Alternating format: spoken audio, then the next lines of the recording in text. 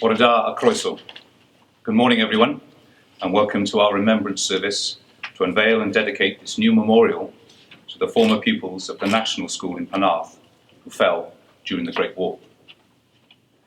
In July 1920, the head teacher of that school unveiled an oak memorial in honour of 20 former pupils of his school who did not have the chance to return home to Penarth, and who are now buried in those wonderfully maintained Commonwealth War Graves Commission cemeteries in various parts of the world, or who have no known grave at all.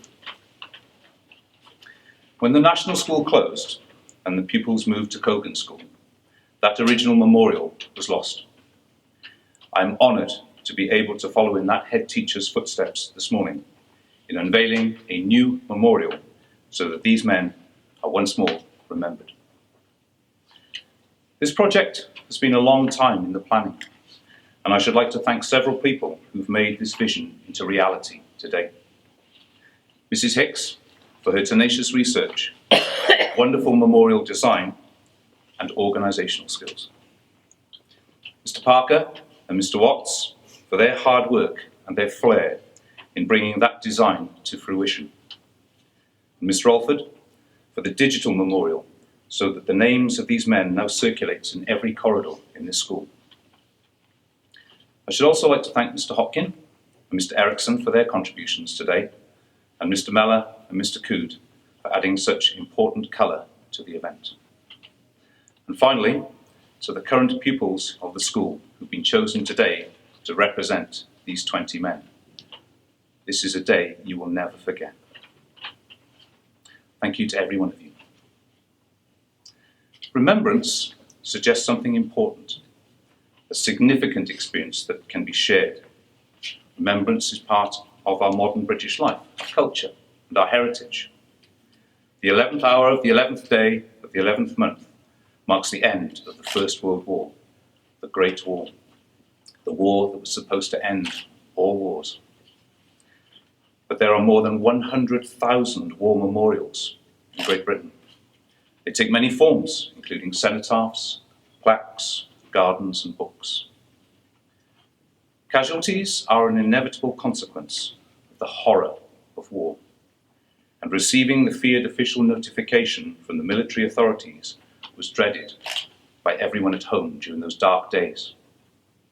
In some households, letters from loved ones were returned unopened, with the message, "Killed in action," stamped on the cover. Letters from officers would begin, "It is my painful duty to inform you," or "It is with deep sorrow," or "I deeply regret to inform you."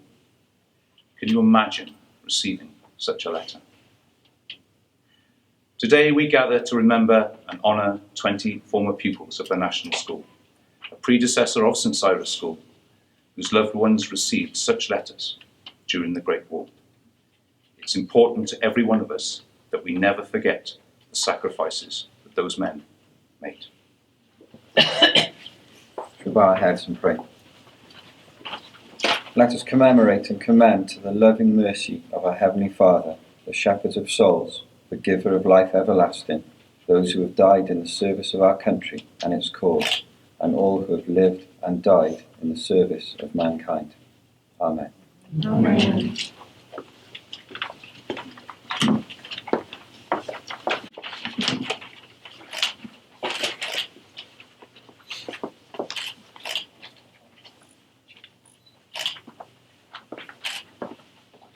I'd like to ask the pupils of the school to read the names on the memorial. Earl Malcolm Andover. Francis Albert Barrett.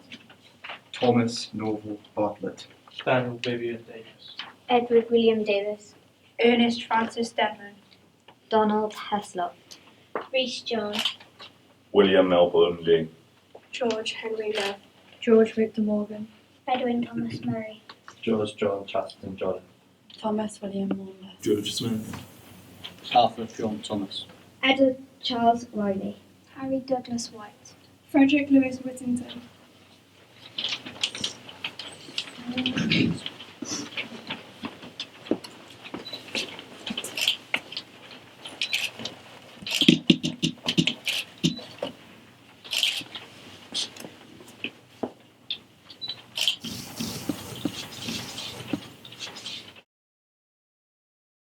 section, present arms.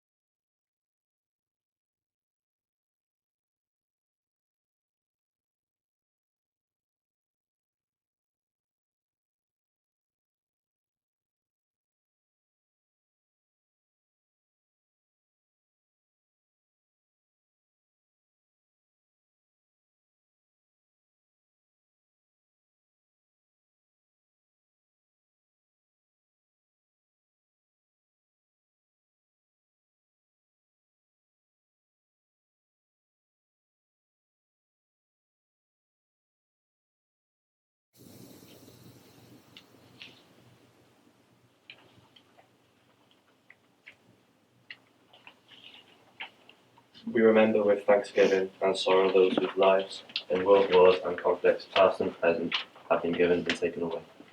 They shall grow not old, as we that are left grow old. Age shall not weary them, nor the years condemn. At the going down of the sun and in the morning, we will remember them. We will remember them.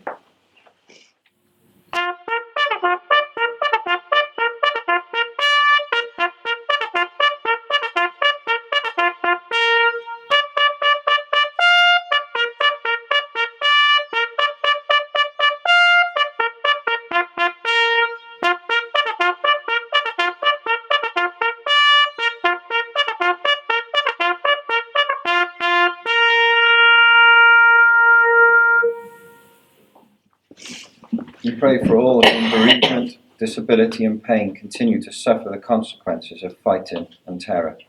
Ever-living God, we remember those who you have gathered from the storm of war into the peace of your presence.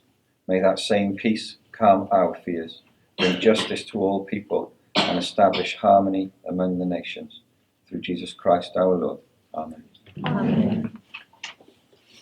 Say together now the Lord's Prayer. Our Father, who art in heaven, hallowed be thy name. Thy kingdom come, thy will be done, on earth as it is in heaven. Give us this day our daily bread, and forgive us our trespasses, as we forgive those who trespass against us.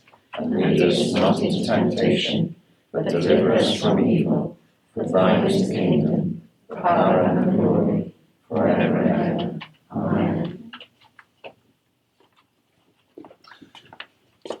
Thank you, everyone. Thank you for attending today.